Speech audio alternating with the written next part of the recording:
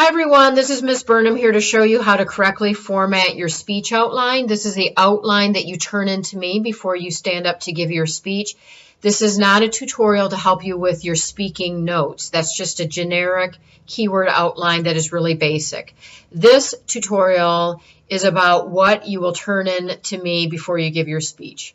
Now remember, your outline is designed to help me follow and assess your presentation.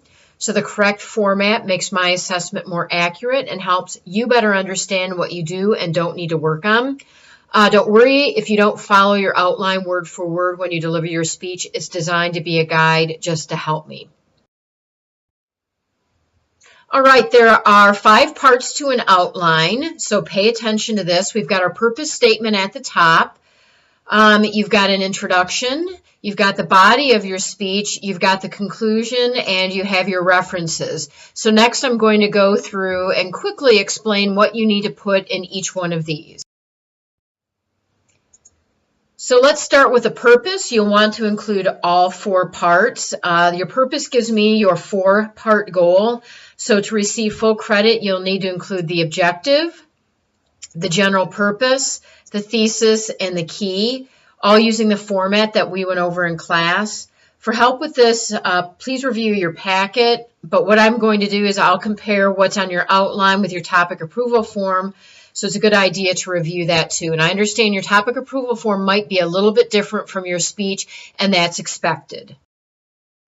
Okay, let's move on to the introduction. The intro needs to be written in paragraph form using complete sentences.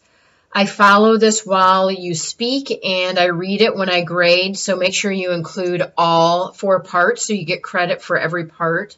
The last sentence or 2 should be your preview, which is where you state your main points, and you want to underline that but only have 1 preview. The sample that we went over in class actually has 2 previews and you don't want to do that. Okay, let's move on to the body of the speech. This is an outline format, so use Roman numerals, then have subpoints that are typically A, B, and C. You should have no more than 3 or 4 main points and no more than about 3 to 4 subpoints, just like I went over in class. If you have more, you're probably going to overwhelm the audience. Make sure you use complete sentences.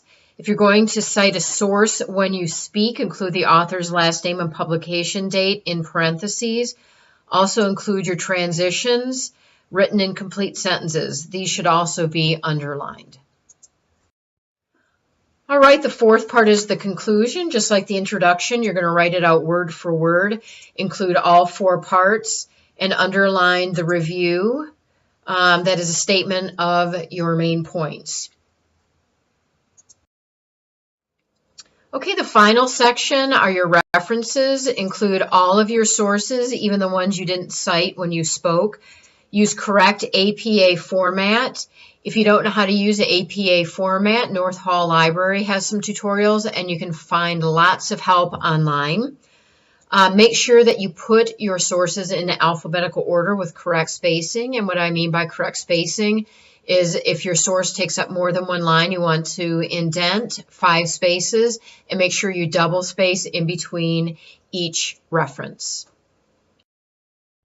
All right, that is it. A speech outline made easy. Just be sure to correctly format the 5 parts, put your name at the top, and staple your topic approval form with a topic approval form on top.